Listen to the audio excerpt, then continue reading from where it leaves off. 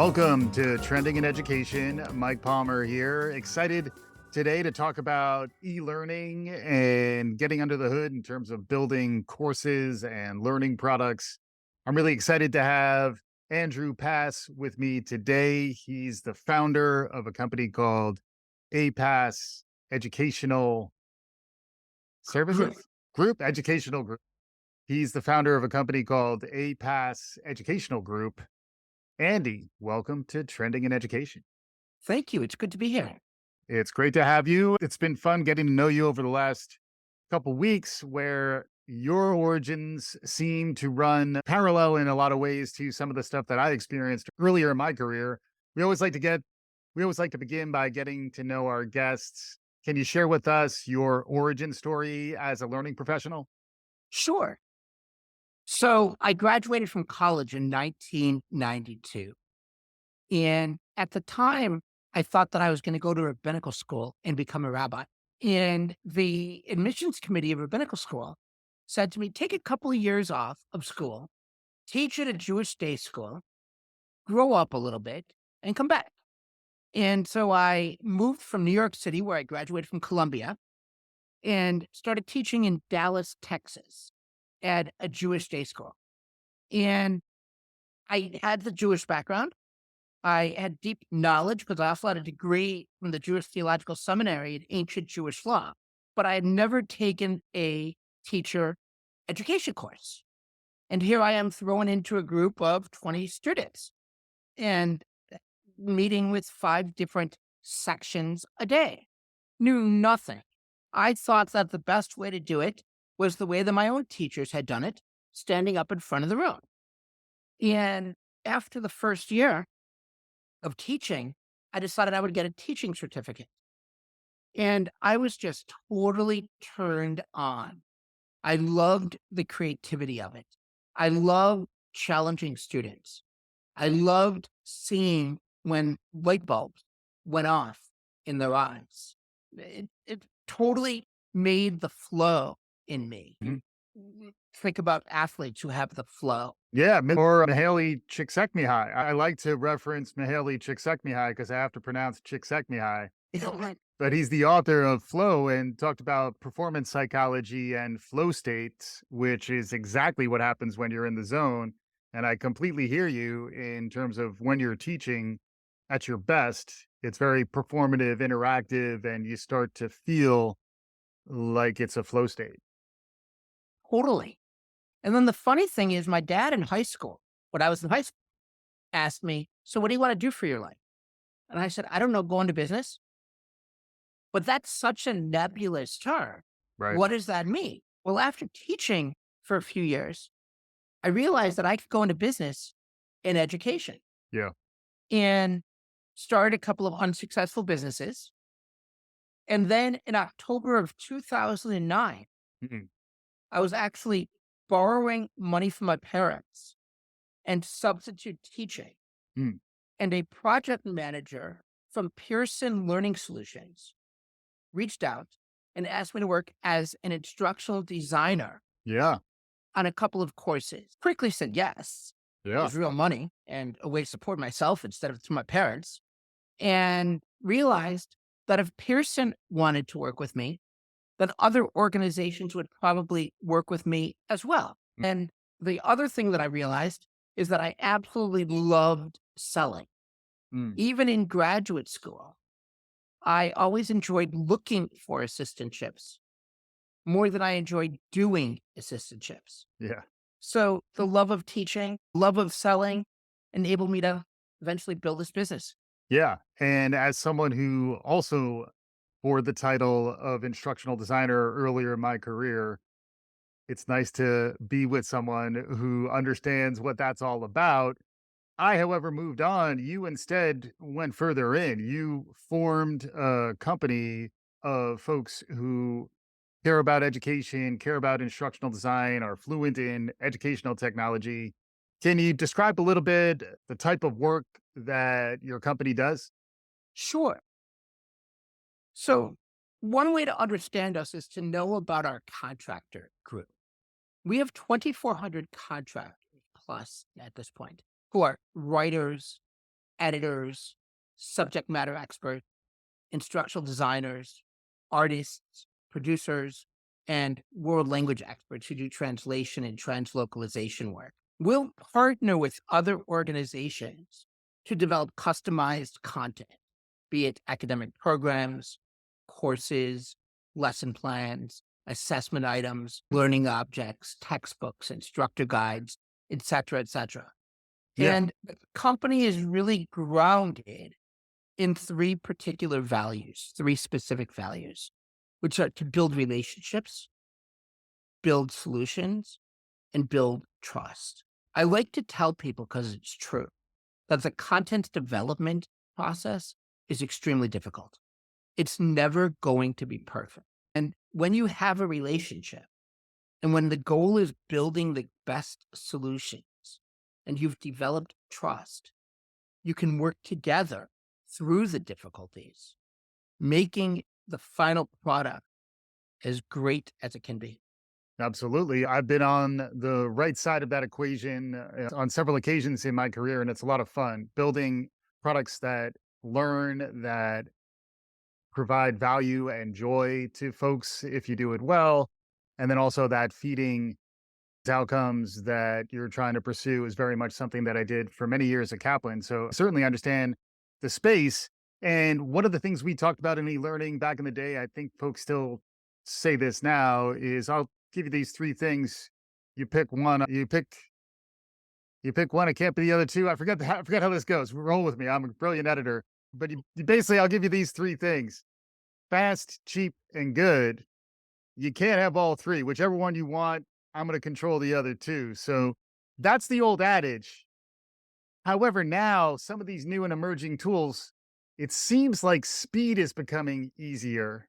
I don't know how good it is, but it does seem like ChatGPT and the other generative models are throwing a wrench in the monkey works of content development.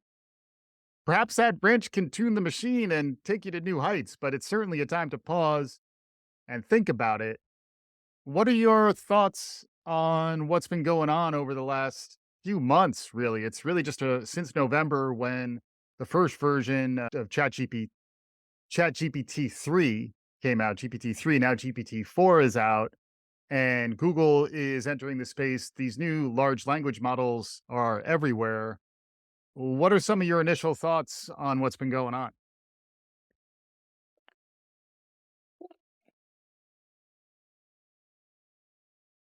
I really think that they can be game changers in a variety of different ways. And also, at the same time, they're not as great or as much of a game changer as you might think. What I mean by that is content can now be produced quickly, and that's really powerful. However, the person who enters the prompt for what kind of content needs to be produced still needs to truly understand what the best outcome will look like.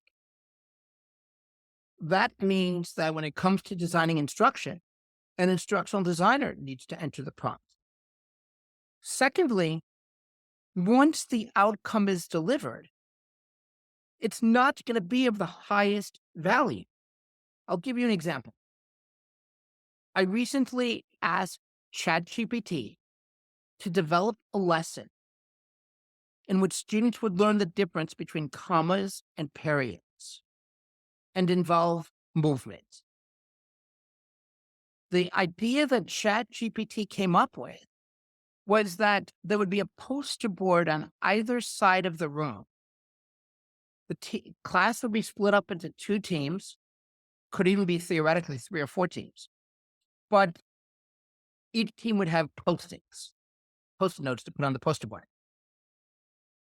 And the teacher would hold up a sentence, and the team would need to decide whether it required a comma or it required a period. Good idea. Yeah. Fun. So here's what's going to happen in a practical setting within a classroom when you do that. let's just say that the teams are 8 students each. You're going to have 2 or 3 students who are controlling the post-it notes and actually deciding what to put on the poster board. You're going to have 2 or 3 students who are completely phased out of the activity and having nothing to do with what's going on. And then you're going to have 2 or 3 students who are in the middle, being influenced by one group or the other. Yeah. And so there's not anywhere near as much student engagement as there could be. A great instructional designer would easily be able to see that and ask, how else could there be movement? Right. If you're a first year teacher, you're not going to know it. Right. That kind of a problem is going to occur. So it really requires expertise, which Yeah. is why, because of the speed, I say that it's really powerful and cutting edge. But because of the quality, there needs to be a symbiosis Hmm. between the instructional designer and the machine. Yeah, I like that. You had me at symbiosis, and symbiosis between the instructional designer and the machine starts to sound a little bit like a robo teacher or some sort of cyborg AI connection, which is really where we are. I'm a fan of science fiction. I'm a fan of looking ahead. You, in fact, recommended AI 2041 to me, which I just started. So be on the lookout for us to break down that book down the road. Also, if you're interested, it sounds like it's a good read or listen. But the idea that the classroom of the future is going to be radically transformed, I think that's one element to it. The other is that the actual process of designing for that classroom is changing. To your point, why ask for one lesson plan when you could ask for 20? And why not give a little more structure to the prompt so that the 20 that you get are going to be much better so that you don't have to go back and ask for it a second time. And then if 20 is too much because it takes too long to curate, maybe there's another way to do the prompt crafting or prompt engineering, the new skill that you're describing, where I think instructional designers will have some natural propensity for it. But also, there's just good creativity and critical thinking and problem solving involved in upskilling around craft prompting and craft engineering. What do you think about that? How much of this can be taught and how much of it is going to need to be continually relearned as new versions of AI and new models of interaction emerge? I think I'd say John Dewey described teaching as part science and part art. And I've always liked thinking about that as the science is the structure, the art is what exists within the structure. I think that technology will be able to get better and better at curating content that exists out there.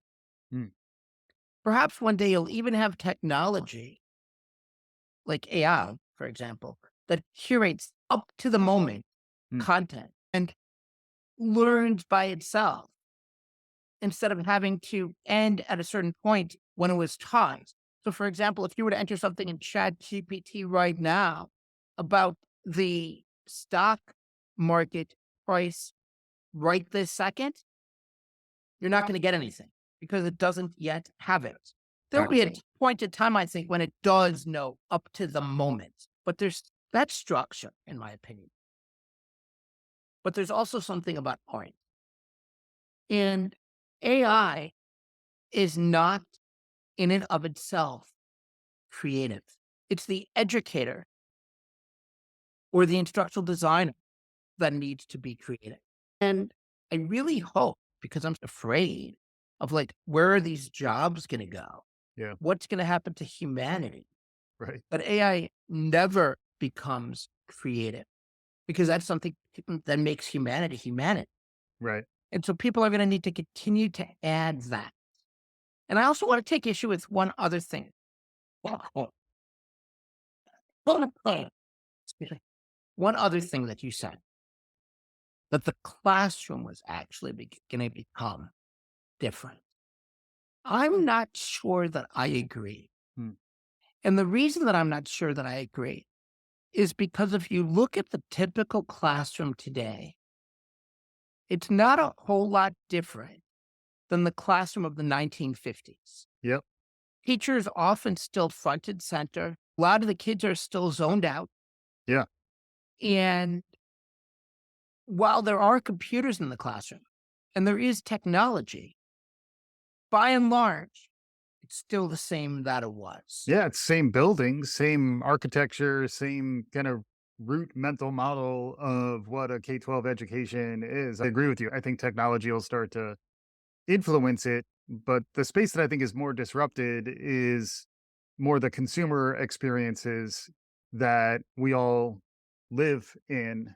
And that's more something that an instructional designer might think about. But this is where virtual reality and more engaging media experiences, learning experiences, TikTok or its equivalent will continue to get more and more compelling and or addictive and or gamified and social and all those other things.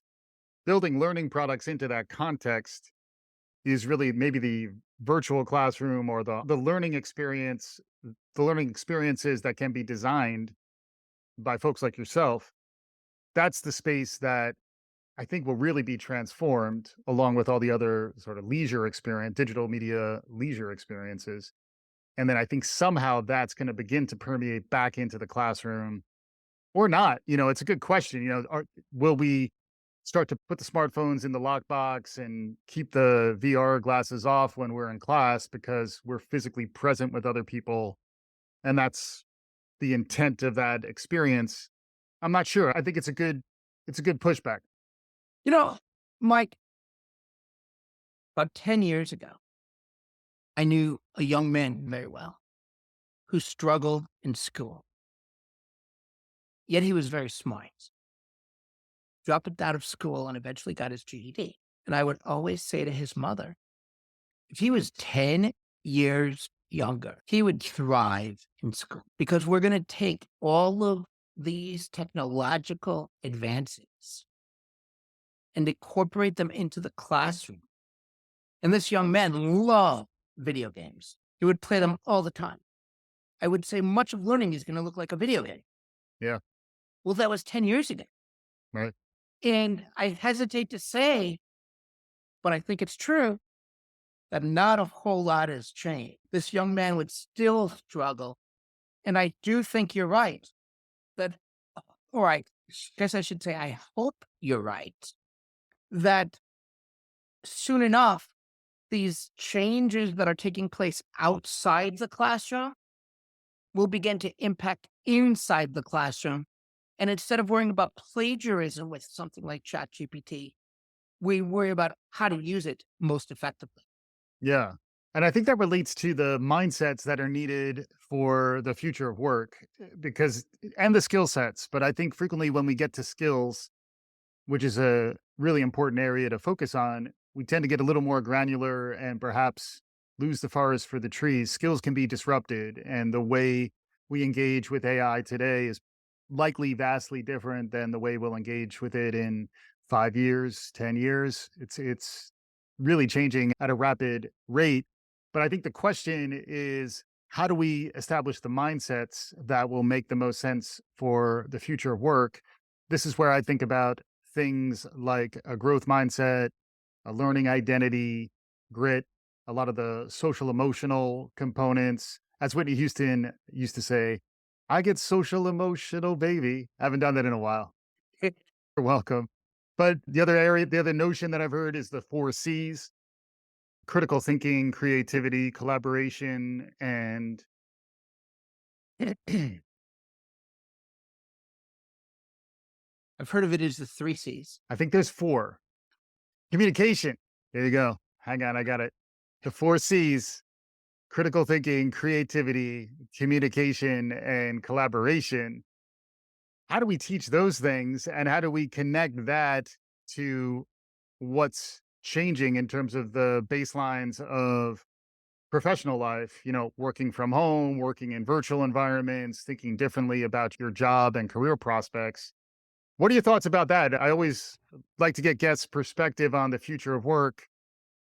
How are you envisioning some of these changes to unfold?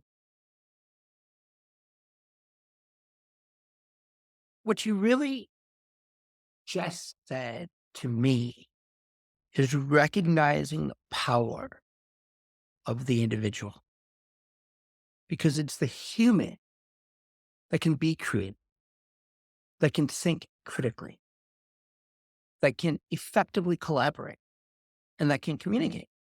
Those are four foundational human skills. And from an early age, when children learn to do those things well, everything else can fit within it. So, for example, ChatGPT was not created by one person.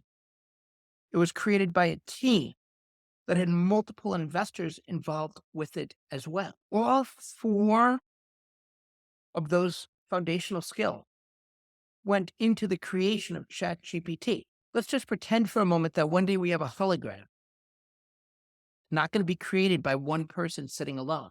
It's also not going to be created by a AI machine. It's going to be created by a group of people.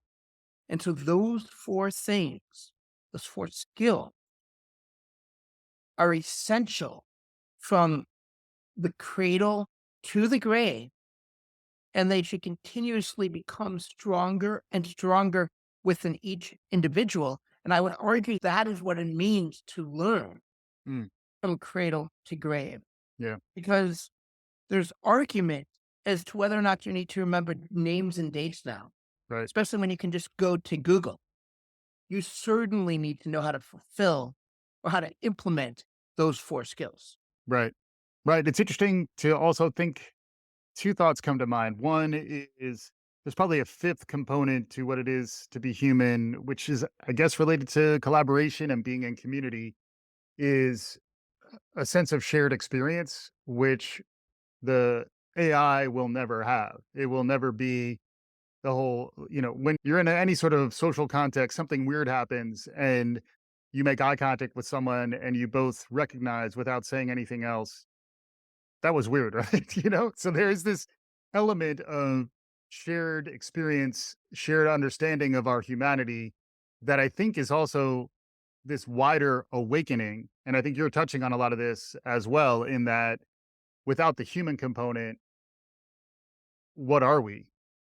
But I think the other notion that comes to mind is the symbiosis you were talking about at the top, where the human, even just one human paired with this generative AI, is in some sense RoboCop with the big technical suit on. Suddenly you are performance enhanced. As a baseball fan, it's suddenly the steroids era. The human has new powers. That when I think about the future of work, I think about what would that supercharged robo instructional designer be able to do. I don't know if you have any thoughts. I know we're getting close to time. Lots to talk about. Here's what I would say, Mike. Ultimately, AI is not a whole lot different than the wheel. What its purpose is to help people fulfill their objectives. Therefore, that symbiotic relationship is only for the purpose of achieving human objectives. What do we want to do as a society? The answer to that question are the objectives that we want to achieve, and people working with machines are how to get there. Mm, But it's the people who determine what we want to do as society. Much the same way as in the classroom, it's the learning objective that matters. And it's the machines and people working together that enable the learners to fulfill those learning objectives. yeah, makes sense. And we're getting close to time. We haven't gone deep on VR or some of the new and emerging technologies. I think that was something you were mentioning before. Are there any other points you want to make sure that our audience hears from you before we conclude? And then we could probably get some concluding thoughts. Are there any other spaces or topics you want to make sure that we hit on before we wrap up?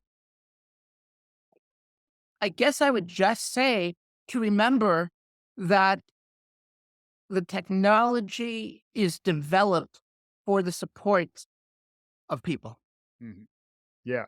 So in this symbiosis, there is one side of that relationship that is more important, and the technology needs to be designed in response to the humanity and not the other way around. I think the related point, though, is that if you don't plug into the matrix right now, if you take the wrong pill, there is a risk that you could wind up on the wrong side of an emerging skills economy. So roll up your sleeves, lean in, be looking to folks like Andy Pass and his company when you're trying to figure out how to navigate rapidly changing times. Andy, thank you so much for joining me on today's show. Thank you, Mike. I enjoyed being here. And for our listeners, if you like what you heard, please subscribe, tell your friends, do all the good things. We'll be back again soon. This is Trending in Education.